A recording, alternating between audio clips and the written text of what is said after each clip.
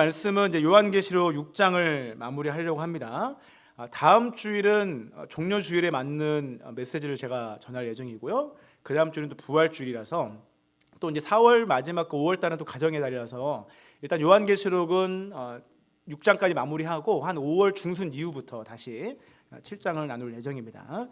오늘 말씀은 요한계시록 6장 17절 말씀, 우리 한 절 말씀만 함께 읽도록 하겠습니다. 그들의 진노의 큰 날이, 함께 읽습니다. 그들의 진노의 큰 날이 이르렀으니 누가 능히 서리요 하더라. 아멘. 네, 오늘은 회개할 수 없는 때가 옵니다라는 제목으로 말씀을 나누도록 하겠습니다. 지난 주일의 말씀이 이제 7개의 인이 하나씩 떼어지는 심판에 대한 메시지라고 했어요. 그래서 요한계시록 6장부터 16장까지요. 자그마치 10장에 대한 분량이 7개의 인, 그 다음에 7개의 나팔, 또 7개의 대접이 쏟아지는 심판.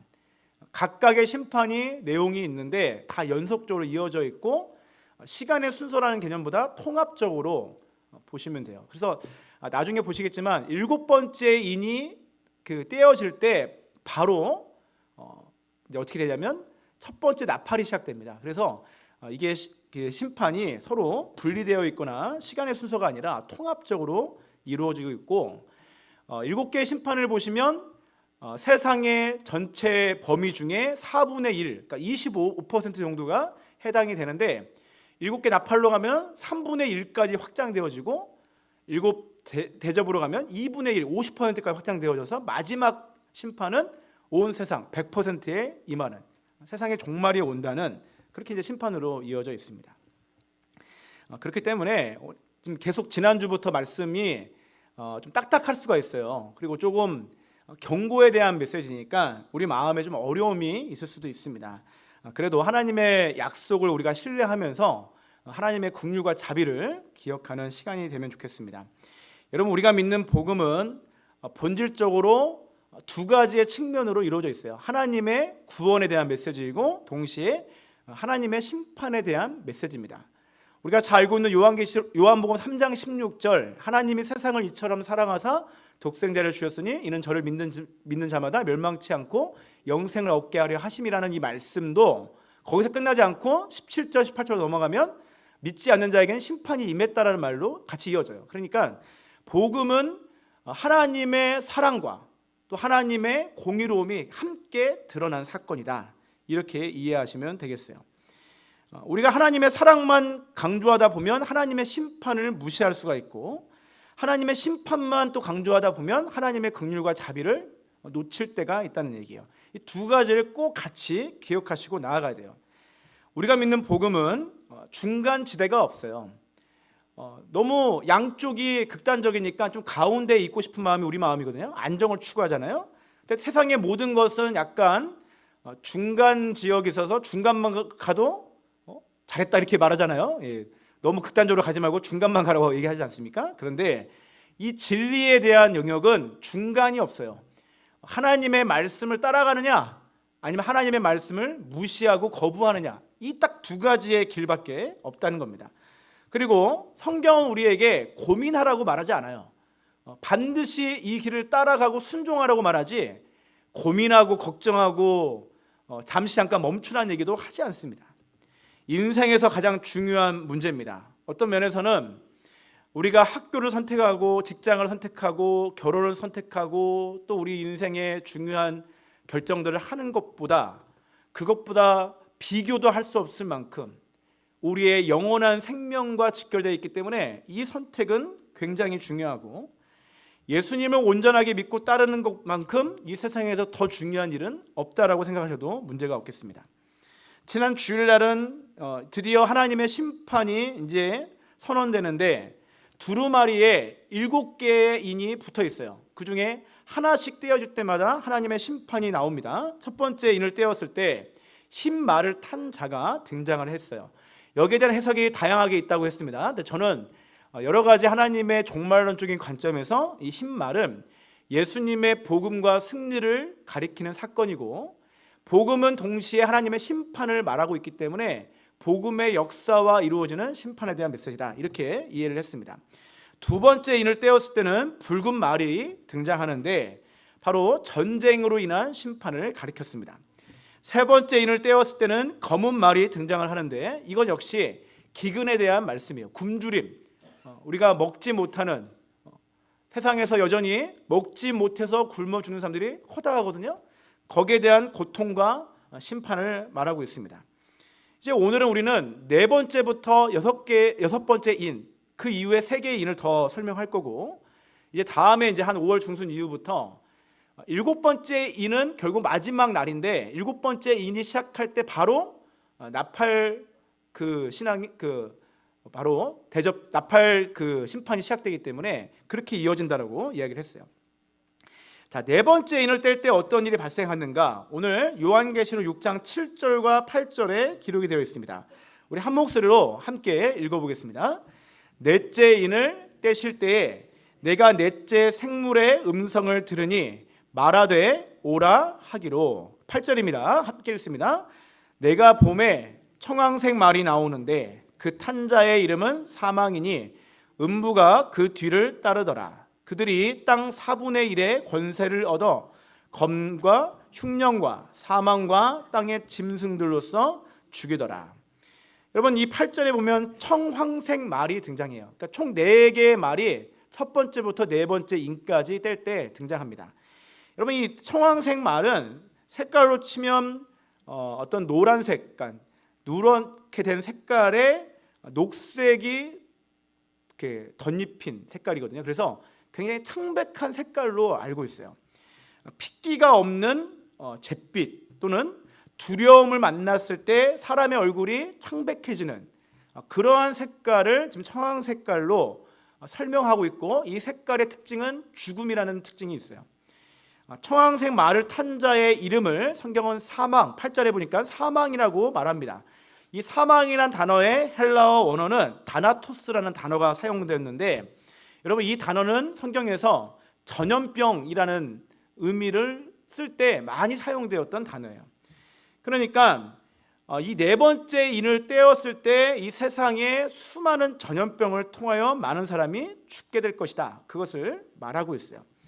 이 사망 이후에 음부가 그 탄자 뒤를 따른다고 하였는데, 여러분, 이 음부라는 단어는 헬라어로 하데스라는 단어예요. 성경에서 죽음 또는 무덤, 다른 말로 지옥에 대한 형벌을 가리키는 단어로 사용되었습니다. 그러니까 전염병으로 인하여 이 땅에 죽음이 찾아올 때 이 세상이 지옥과 같이 될 것이다라는 것을 암시하고 있어요. 예수님께서도 누가복음 21장 10절에 말세의 징조로 지진과 기근과 온역이라는 단어는 한글로 번역된 단어인데, 이게 어려운 단어지만 전염병이라는 단어로 해석하면 되겠습니다. 그러니까 지진과 굶주림과 전염병은 하나님이 구약 성경에서부터 계속해서 하나님의 심판을 가리키는 상징적인 단어로 사용되었고, 이 세상 역사가 사실은 하나님의 심판으로 이루어지는데 그 일들이 계속해서 일어났다는 얘기예요. 그런데 이 일들이 어떻게 되느냐? 8절 하반절에 보니까 그들이 땅 4분의 1의 권세를 얻었다. 그러니까 온 세상의 4분의 1, 25%에 해당되는 사람들이 이 전염병에 걸릴 것이다. 엄청난 일 아닙니까? 여러분, 우리가 지난 코로나 때 정말 많은 사람들이 이 전염병에 걸렸잖아요. 근데 이것보다 더 강력한 일이 4분의 1이면 전 세계 25%니까 이거는 비교도 안 될 만큼 완전한 팬데믹이 되겠죠. 그런데 예수님이 그러니까 우리는 성경에서 마지막 때가 언제냐, 이 시점을 많이 헷갈려요. 그러니까 예수님이 다시 오시는 재림의 그 순간이 종말이다, 이렇게 보잖아요, 많은 분들이. 근데 성경을 가만히 보시면 예수님이 2000년 전에 오셨던 그 순간부터가 종말이 시작된 거예요. 구약 성경에서는 마지막 때를 예수님의 이 땅에 오신 메시아가 오는 시간으로 봤어요. 그러니까 이미 예수님이 이 땅에 오신 2000년 전부터 성경에서 말하는 마지막 때가 시작되었고, 그 시간 동안에 우리가 살고 있는 이 시간이 지금 마지막 때가 진행되고 있는 거예요. 그리고 마지막 때가 완성되는 시점은 예수님의 재림으로 이루어지는 겁니다. 이렇게 우리가 이 세상 역사를 해석하면 문제가 없겠습니다. 그러니까 오랜 시간 동안의 지진과 기근과 온역과 같은, 그러니까 전염병과 같은 일들이 계속해서 이 역사 속에 반복되어지는데 마지막 종말 때에는 더욱더 강력하게 이루어질 것이다 라는 것을 가르쳐주고 있어요. 여러분, 하나님은 공의로운 분입니다. 죄인을 반드시 심판하시는 분입니다. 여러분, 우리가 이 땅에서 죄를 지은 사람이 법을 통하여 마땅한 처벌을 받아야, 그래야 우리가 이 법을 존중하는 것이고, 이 법을 존중하기 때문에 법을 집행하는 재판관이나 어떤 사법기관을 신뢰하는 거예요. 근데 만약에 죄를 지었는데도 법에 대한 마땅한 처벌을 하지 않고 권력과 돈과 힘이 있다는 이유로 그거를 면한다면, 여러분, 이 땅에 많은 사람들이 법을 신뢰하지 않기 때문에 세상은 혼란에 빠지게 됩니다. 여러분, 우리가 믿는 하나님은 공의로운 분이에요. 거룩하신 분입니다. 우리는 이 땅에서 이 법을 피하고 여러 가지를 방법을 할 수 있겠지만 마지막 하나님의 심판 때에서 그 법을, 하나님의 공의로운 심판을 면할 자가 아무도 없어요. 이 땅에서는 잠깐 사람을 속일 수 있고 또 여러 가지의 방법을 통해서 피할 수 있겠지만 마지막 날 그 심판은 여러분 2번, 3번 이루어지는 심판이 아니에요. 딱 한 번의 심판으로 우리의 인생의 최종적인 생명이 결정되는 시간이에요. 여러분, 그렇게 중요한 그 일을 우리 하나님이 공의롭게 판단하지 않는다면 우리가 어떻게 하나님을 믿고 따를 수 있겠습니까? 불가능한 일이에요. 하나님은 거룩하신 분이지만 동시에 우리를 사랑하시고 긍휼과 자비가 영원하신 분이다라고 성경은 말씀하고 있어요. 왜 하나님이 지금 이 땅을 완전하게 심판하지 않는가? 여러분, 이런 생각 안 해봤어요? 여러분, 노아 홍수 때 온 세상이 물로 심판을 받았거든요. 그럼 노아 홍수 때보다 지금 우리가 죄악의 정도가 약한 겁니까? 여러분, 소돔과 고모라는 불로 다 심판을 받았어요. 여러분, 우리는 그렇다면 우리가 살고 있는 이 시대는 소돔과 고모라보다는 좀 깨끗한 시대입니까? 아니에요. 여러분, 오히려 더 많은 사람들이 있고 더 많은 일들이 있기 때문에 더 그 과거 시대보다 더 악을 행하는 시대입니다. 근데 왜 우리는 지금 그 심판을 안 받고 있죠? 그것은 하나님이 이미 약속하신 일이고, 노아 홍수 심판 이후에 이미 약속하신 일이고, 그리고 하나님의 지금 특별한 목적이 이루어지고 있는 시대이기 때문에 그렇습니다. 디모데전서 2장 4절에 이렇게 우리에게 말씀하고 있어요. 디모데전서 2장 4절을 함께 읽어보겠습니다. 같이 읽습니다. 하나님은 모든 사람이 구원을 받으며 진리를 아는 데에 이르기를 원하시느니라. 아멘. 하나님은 모든 사람이 구원받기를 원하십니다. 하나님의 주권을 우리가 이해할 수가 없어요. 측량할 수 없어요. 해석할 수도 없어요. 여러분, 갓난 아기가 부모의 마음 헤아릴 수 있습니까? 전혀 이해하지 못하죠. 우리가 이제 좀 장년이 되고 좀 노년이 되니까 우리 부모님이 이렇겠구나라는 것을 조금은 알지만 그것도 다 이해하지는 못해요. 하물며 피조물인 우리가 전능하신 하나님을 어떻게 이해할 수 있습니까? 그럼 불가능한 거예요. 우리가 신앙생활 할 때 처음 시작을 하나님을 이해할 수 없다는 것을 인정하셔야, 그래야 신앙의 세계가 열리는 거예요. 믿음은 내가 아무리 노력해도 하나님을 이해할 수 없다는 것을 한계를 인정하고 시작하는 거예요. 그런데 그 가운데 성경을 통하여 하나님을 우리가 만날 수 있어야 됩니다. 하나님은 모든 사람이 구원받기를 원하십니다. 인간은 죄에 대해 어쩔 수 없이 공의로 심판하셔야 되는 것도 하나님이시지만 끝까지 참고 기다리시며 우리가 돌아오기를 원하고 계세요.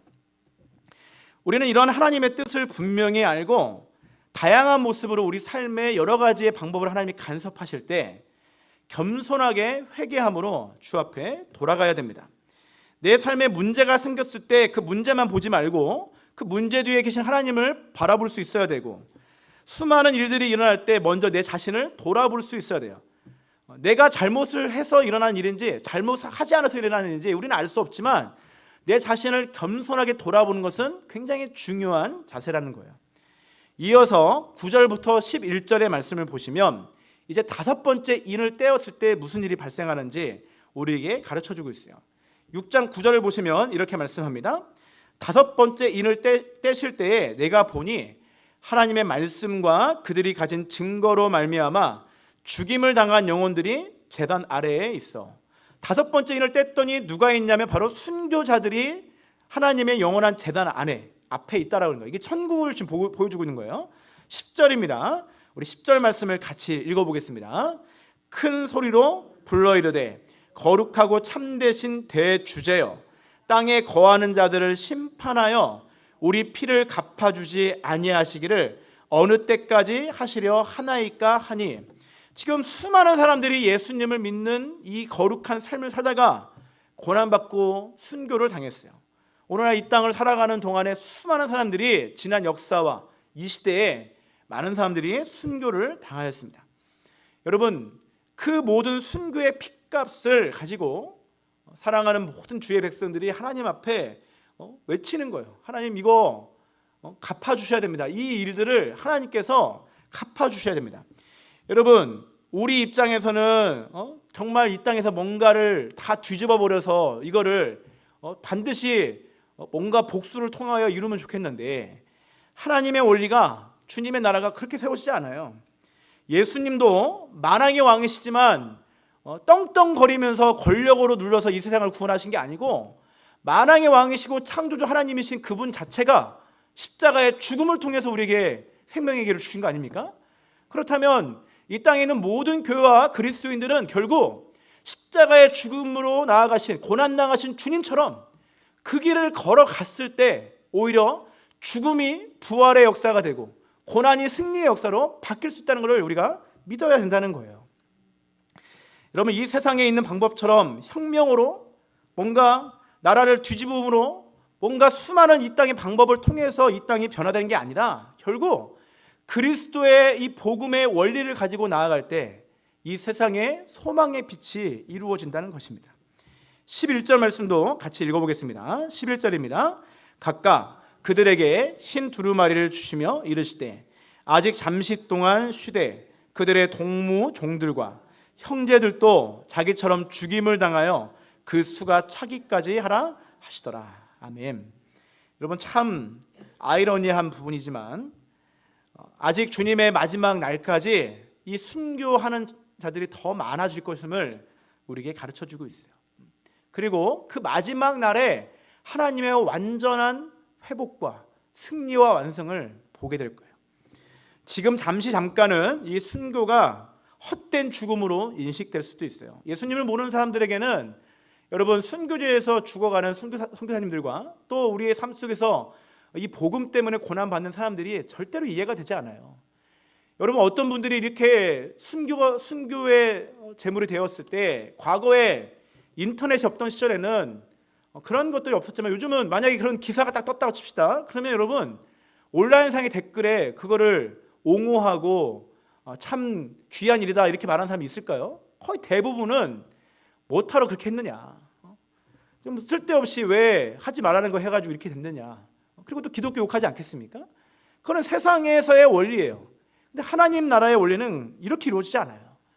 여러분, 하나님 안에서 그리스도의 복음 때문에 만약에 받았던 고난이 있다면, 예수의 복음 때문에 받은 그 아픔이 있다면, 예수의 복음 때문에 받은 이 거룩한 죽음이 있다면, 이것만큼 하나님이 가장 아름답게 생각하시는 일은 없다는 것입니다. 11절 상반절에 있는 바로 이 흰 두루마리라는 얘기는 바로 예수님의 승리, 하나님의 승리를 가리킵니다. 그러니까 우리가 이 땅에서는 핍박받아 고난을 받을 수 있지만 이 땅의 가치로는 버려지고 잊혀지는 헛된 것일 수 있어요. 근데 하나님의 세계에서는 절대로 헛된 것이 아니라 하나님이 반드시 다 기억하시고 하나님의 방법으로 다 갚아주실 뿐만 아니라 완전하게 회복시켜 주실 것임을 우리에게 약속하고 있어요. 사도행전 6장에 보면 스데반 집사님이 나오세요. 스데반 집사가 복음을 전하다가 유대 종교 지도자들에게 돌에 맞아 순교를 당할 때 그가 하나님의 우편에 계신 예수님과 또 하나님을 바라봄으로 그 순교의 시간들을 감당했던 것을 기억합니다. 하나님께서 재앙으로 가득한 이 땅의 모습으로부터 사도 요한에게 하늘의 환상으로 지금 이 5번째 인이 옮겨지게 하신 이유는 바로 이 순교자들의 모습을 통하여 주님의 나라가 이루어질 것임을 우리에게 말씀하고 있습니다. 사랑하는 성도 여러분, 이 말씀을 우리가 꼭 기억함으로 이 땅에서 주님을 경외하는 저와 여러분 되기를 주의 이름으로 축복합니다. 하나님은 오늘 10절과 11절 말씀을 통해서 오늘 11절에 보니까 순교자들의 수가 차기까지 잠시 쉴 것임을 말씀하고 있어요. 이는 한 영혼이라도 더 구원하시려는 하나님의 의지의 표현입니다. 하나님에게 있어서 죄인들을 심판하는 것보다 순교자들의 이 귀한 호소보다도 중요한 것 중에 하나가 한 영혼이라도 또 돌아와야 되는 것을 하나님이 말씀하시는 거예요. 여러분 시편 50편 21절은 우리에게 이렇게 가르쳐주고 있습니다. 우리 함께 읽어보겠습니다. 내가 이 일을 행하여도 내가 잠잠하였더니 내가 나를 너와 같은 줄로 생각하였도다. 그러나 내가 너를 책망하여 내 죄를 내 눈앞에 낱낱이 드러내리라 하시는도다. 아멘. 하나님께서 악인들을 지금 바로 심판하지 않는 이유는 하나님이 죽은 하나님이기 때문에, 능력이 없기 때문에 그런 게 아니에요. 아직 그들조차도 회개할 수 있는 기회를 주고 계신다는 거예요. 하나님이 정하신 때까지 이 회개할 수 있는 기회를 우리에게 하나님의 긍휼과 자비로 허락하고 있습니다. 우리는 이 땅을 살아가며 무엇인가 죄악이 있고 허물과 실수가 있을 때 하나님이 순간순간 바로바로 심판하시면 얼마나 좋겠습니까? 그런데 그렇게 하지 않을 때 여전히 하나님의 기회가 우리에게 있음을 알고 교만함으로 이것을 이용하는 것이 아니라 하나님의 그 긍휼과 자비를 기억해서 우리가 주 앞에 나아가는 시간이 되었으면 좋겠어요. 여러분 이렇게 한 이후에 드디어 마지막 6번째 인이 떼어지게 됩니다. 6번째 인이 떼어졌을 때 요한계시록 6장 17절 오늘 본문은 이렇게 우리에게 경고하고 있습니다. 17절 말씀을 같이 읽어보겠습니다. 함께 읽습니다. 그들의 진노의 큰 날이 이르렀으니 누가 능히 서리요 하더라. 아멘. 지금도 여러 가지의 자연재해가 일어나고 있어요. 그런데 예수님의 재림을 앞두고는 지금과는 비교할 수 없는 자연재해가 일어날 것임을 말씀하고 있어요. 오늘 이 17절에 말하고 있는 진노의 큰 날이 무슨 날인가? 그 앞에 12절부터 16절에 어떠한 사건들을 우리에게 가르쳐주고 있습니다. 12절을 먼저 살펴보겠습니다. 6장 12절을 보시면 내가 보니 6째 인을 떼실 때에 무엇이 났죠? 큰 지진이 나며 해가 검은 털로 짠 상복같이 검어지고 달은 어떻게 된다는 거죠? 온통 피같이 되며 해가 검정케 또 달은 피같이 된다는 거예요. 13절도 읽어보겠습니다. 13절 보시면 하늘에 13절 넘겨주세요. 하늘의 별들이 무화과 나무가 대풍에 흔들려 설익은 열매가 떨어지는 것 같이 땅에 떨어지며 14절도 볼까요? 하늘은 두루마리가 말리는 것 같이 떠나가고 각 산과 섬이 제 자리에서 옮겨짐에 15절과 16절은 같이 읽어보겠습니다. 함께 읽습니다. 땅에 임금들과 왕족들과 장군들과 부자들과 강한 자들과 모든 종과 자유인이 굴과 산들의 바위 틈에 숨어 산들과 16절이에요. 산들과 바위에게 말하되 우리 위에 떨어져 보좌에 앉으신 이의 얼굴에서와 그 어린 양의 진노에서 우리를 가리라. 아멘. 자, 본문 12절부터 16절에 있는 말씀은요. 먼저 큰 지진이 일어납니다. 땅이 흔들리고 갈라집니다. 이게 무슨 말이죠? 여러분 땅은 우리가 생각할 때 흔들리는 게 아니라 원래 안전하게 고정되어 있는 거 아니에요? 여러분 우리가 걸어 다니는 땅이 흔들리고 계속 뭔가 갈라지면은 여러분 걸어 다닐 수 있어요? 그 땅에다가 집을 지을 수 있나요? 건물 지을 수 있어요? 불가능하죠. 얼마 전에 한국에서 큰 싱크홀이 발생해가지고 한 분이 죽었잖아요. 그 영상으로 보시면 진짜 무섭습니다. 여러분 그 강동구에서 일어난 그 싱크홀 보시면 막 차가 가다가 갑자기 싱크홀이 크게 생겨가지고 차가 튕겨가지고 나가고 뒤에 오토바이에 따라가다가 그냥 들어가가지고 죽었잖아요. 여러분 그런 거 보면 너무 무섭지 않아요? 그런데 여러분 이 땅이라는 것은 우리가 생각할 때 부동산이라고 불러요. 안전한 자산이라는 겁니다. 우리가 재물을 은행에다가도 뭐 예치하고 막 하잖아요. 근데 가장 안전한 자산 중에 하나가 부동산이라는 말은 움직이지 않는 재산이라는 얘기예요. 얼마나 사람들에게는 가치 있는 재산입니까? 가장 귀한 재산의 하나로 여기고 인간의 삶의 기반이 돼요. 여러분, 온 인류의 역사는 결국 땅을 기초로 시작된 거예요.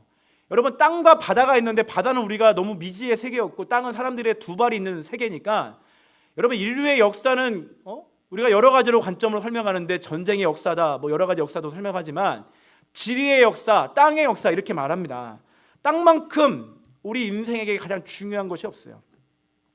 가장 안전하다고 믿는 땅이 흔들리고 갈라진다는 것은 여러분, 우리 인생의 기반이 다 무너진다는 얘기를 가리키고 있어요. 여러분, 그 이후에 있는 말씀에 13절과 14절을 보면 해와 달과 별은 뭡니까?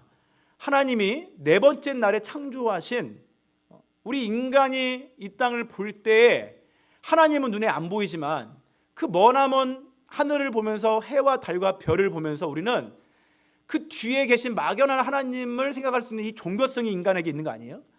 우리 인간이 너무 유한하고 항상 우리 주변에 있는 사람들이 죽다 보니까 우리 인간이 유한한 것을 알아요. 그러니까 종교가 우리 인간의 마음엔 종교성이 있어요. 근데 우리가 너무나 연약하니까 하늘을 볼 때 해와 달과 별들이 너무 높으니까 사람들이 이것을 섬기는 우상 숭배로까지 이어졌던 이 땅의 가장 중요한 기준이 되고, 만약 이것이 무너져 버리면 이 땅에 우리가 그 누구도 살 수가 없어요. 해가 없어져 버리면 여러분, 이 지구는 금세 얼어붙습니다. 그냥 다 죽는 거예요. 여러분, 이 엄청난 일들, 쉽게 말하면 이 땅에서뿐만 아니라 우주적인 대격변의 일들이 온다는 얘기예요. 14절에 산과 섬이 제자리에서 옮겨진다는 것은 아까도 말한 것처럼 삶의 기반이 완전히 무너지는 것입니다. 왜 이러한 재앙과 비극이 일어납니까? 성경은 다른 말 하지 않아요. 여러분, 이 땅에서는 뭐 수많은 말을 하겠죠. 성경은 왜 모든 이 심판이 이루어지게 되는가? 결국 인간의 죄로 인해서 일어났다라고 말합니다. 로마서 5장 12절 말씀이에요. 함께 읽어보겠습니다. 그러므로 한 사람으로, 같이 읽습니다. 그러므로 한 사람으로 말미암아 죄가 세상에 들어오고 죄로 말미암아 사망이 들어왔나니 이와 같이 모든 사람이 죄를 지었으므로 사망이 모든 사람에게 이르렀느니라. 아멘. 이게 성경의 말씀이고 우리가 믿는 진리예요. 인간의 범죄가 아무리 작은 거라고 인식되었을지라도 죄는 죄인 거예요. 죄는 생명을 죽이는 것이고 죄를 가지고는 절단코 천국에 갈 수가 없어요. 여러분, 하나님의 나라는 천국이고 하나님이 다스리는 거룩한 나라입니다. 우리 하나님은 죄랑 상관이 없어요. 그 하나님이 다스리는 나라에 하나님을 따르는 하나님의 백성들이 있는데 그곳에 죄가 또 있다? 여러분, 지금 이 땅에 있는 죄의 모습이 또 천국에 있다? 그건 천국이 아니죠. 하나님의 앞으로 완성할 나라 천국은 죄가 없는 나라예요. 여러분, 우리는 그 나라를 한 번도 경험하지 못했어요. 그러니까 막연하게 생각할 뿐입니다. 죄가 없는 시간을 경험해 본 적도 없고 본 적도 없어요. 들어본 적도 없어요. 여러분, 성경은 끊임없이 우리에게 반복적으로 말씀합니다. 인간의 범죄는 결코 감추려고 해도 감추어지지 않고 없애려고 해도 없어지지 않는, 아담과 하와가 범죄한 이후에 나무 뒤에 숨었지만 그 범죄한 결과를 그들은 하나님의 거룩함으로부터 감출 수가 없었고, 여러분, 아담과 하와의 선악과 사건이 거기서 끝날 줄 알았는데 그 죄는 그의 아들 가인이 아벨을 죽임으로 다른 사람을 살인하는 죄까지 이어지게 되고, 거기서 끝날 줄 알았는데 그의 후손들인 라멕은 더 다른 사람들을 죽이고, 한 사람이 만나 한 남자가 한 여자와 만나서 가정을 이루어 하나님의 나라를 이루어라고 하나님 말씀하셨는데, 여러분, 이 세상의 죄의 근본은 많은 사람을 취하고 많은 재물을 취하고 많은 것을 누리는, 그래서 죄악의 역사가 더욱더 강력하게 되었고, 노아 홍수 심판 때 이 세상을 완전히 멸망시켰으니까 이제는 죄가 끝날 줄 알았는데 노아 홍수 심판 이후에 경건한 사람들인 노아의 아내와 노아의 세 아들과 세 며느리가 8명이었거든요. 이제는 죄악이 끝날 줄 알았단 말이에요. 그런데 여전히 둘째 아들 함의 그 죄성이 계속해서 이루어지므로 노아 역시 죄로부터 자유할 수가 없었어요. 여러분, 이 죄의 역사는 너무나 무서운 일입니다. 우리가 예수님을 만나고 나서도 죄 짓는 것을 우습게 생각한다. 하나님의 은혜가 있으니까, 나 구원시켜 주셨으니까, 나 천국 가니까 죄 짓는 거 별거 아니지라고 생각하는 것이 여러분 얼마나 무서운 일인지를 여러분 기억하셔야 돼요. 죄는 없어지지 않습니다. 죄의 영향력은 사라지지 않습니다. 하나님의 은혜가 생명의 역사인 것처럼 죄도 생명력이 있어요. 한 사람의 죄가 그 가정에 영향을 주고 교회 안에 한 성도의 죄가 교회를 무너뜨립니다. 여러분, 죄는 반드시 비극적인 결과로 이루어지게 됩니다. 15절 말씀을 같이 한번 읽어볼까요? 15절입니다. 요한계시록 6장 15절 말씀 함께 읽습니다. 땅에 임금들과 왕족들과 장군들과 부자들과 강한 자들과 모든 종과 자유인이 굴과 산들의 바위 틈에 숨어, 재앙을 피하기 위해 사람들이 굴과 바위 틈에 숨었다고 말해요. 여러분, 이게 약간 예전에 나왔던 얘기도 하는데, 진짜 돈이 많으신 분, 진짜 권력 있는 분들이 지하 아주 밑에다가 아주 귀한 벙커들을 많이 만들었다는 그런 얘기도 많이 본 적이 있어요. 실제인지 아닌지 제가 본 적은 없으니까 충분히 가능성이 있죠. 여러분, 세상에 수많은 사람들 중에 정말 할 수 있는 방법을 동원해서 이런 일들을 하더라도요, 여러분, 요즘 아주 어떤 이제 정부 기관의 굉장히 중요한 시설은 핵 미사일이 떨어져도 보호받을 수 있는 벙커라고 하잖아요. 여러분, 아무리 그런 정말 엄청난 벙커들이 다 있다고 하더라도 하나님이 심판하시면 그 심판에서 그것을 면할 자가 이 세상에 어떤 사람도 불가능하다는 거예요. 여기 15절에 나와 있는 임금, 왕족, 장군, 부자, 강한 자, 종, 자유인은 사도 요한 당대의 사람들을 가리켜요. 오늘날로 치면 우리가 살고 있는 이 시대에 각계각층의 수많은 지도자로부터 가장 힘이 없는 사람들까지 이 세상의 모든 사람들의 부류가, 여러분, 이것을 하려고 발버둥 치겠지만 하나님이 진노하기로 결정하시면 그 누구도 하나님의 심판을 면할 자가 아무도 없습니다. 여러분, 이 유한한 생명을 우리가 면해보려고 그렇게 애써봤지만 절단코 이 심판으로부터 면할 자가 없다는 거예요. 여러분, 두렵지 않습니까? 하나님의 이 말씀을 두려워하고 정말 겸손하게 받아들이셔야 돼요. 16절에는 뭐라고 말씀하죠? 16절도 같이 한번 읽어봅니다. 함께 읽어봅니다. 산들과 바위에게 말하되 우리 위에 떨어져 보좌에 앉으신 이의 얼굴에서와 그 어린 양의 진노에서 우리를 가리라. 하나님의 진노가 너무 무서우니까 이 진노를 우리의 얼굴에서 가려달라고 외치지만 불가능한 거예요. 그래서 오늘 말씀 본문이에요. 17절이 이렇게 외치는 거예요. 17절입니다. 그들의 진노의 큰 날이 이르렀으니 누가 하나님의 진노 앞에 설 수 있겠는가? 여러분, 하나님이 우리에게 주시는 이 심판은 너무나 무서운 일이고 이 심판을 면할 자가 아무도 없다라고 가르쳐주고 있어요. 우리가 하나님을 심판을 생각할 때 좀 이런 생각도 해봅니다. 사람들이 평소에는 하나님을 모르다가도 여러분, 우리 인생의 막다른 골목에 가게 되거나 쉽게 말하면 암이나 그 무서운 질병에 걸렸다고 칩시다. 내가 곧 있으면 죽겠구나, 나에게 소망이 없구나, 내가 할 수 있는 것이 아무것도 없구나. 여러분, 이런 상황에 처했을 때는 사람 마음이 다 겸손해지잖아요. 가난해지지 않습니까? 그러면 그때까지 하나님을 모르고 교회를 비판하거나 또 하나님을 원망하고 저주했던 사람이라고 하더라도 질병과 재난 앞에 삶의 위기가 오면 겸손해지고 그 가운데 하나님 앞에 돌아오는 사람들이 많이 있어요. 그런데 하나님 앞에 돌아오는 사람들도 있지만 어떤 사람들은요, 아무리 내가 내일 죽는다고 하더라도 오늘 그 복음을 들어도 있잖아요. 이게 곧 있으면 이분 죽거든요. 그런데 복음 앞에 서라고 해도 여러분, 하나님 앞에 회개하고 나아가지 않습니다. 이런 사람들도 엄청나게 많아요. 여러분, 왜 그럴까요? 성경이 말하고 있는 거예요. 하나님이 우리가 회개하고 주 앞에 나아가는 것도 하나님이 하셔야, 하나님이 은혜를 주셔야만이 가능하다는 얘기예요. 하나님이 은혜를 주지 않으면 회개하고 싶어도 회개할 수 없는 상황이 온다는 얘기예요. 여러분, 그렇기 때문에 우리가 그 영역까지는 우리가 알 수가 없죠. 왜냐하면 그건 하나님의 영역이니까요. 바라기는 우리가 지금 이렇게 정상적인 삶을 살아가고 정상적인 시간을 가지고 있는 이 시간에 우리 마음이 하나님의 말씀 앞에 겸손하게 반응할 수 있기를 주의 이름으로 축복합니다. 여러분, 하나님은 사탄에게 사로잡히고 죄악에 사로잡혀서, 이 성경에 이런 표현이 있어요.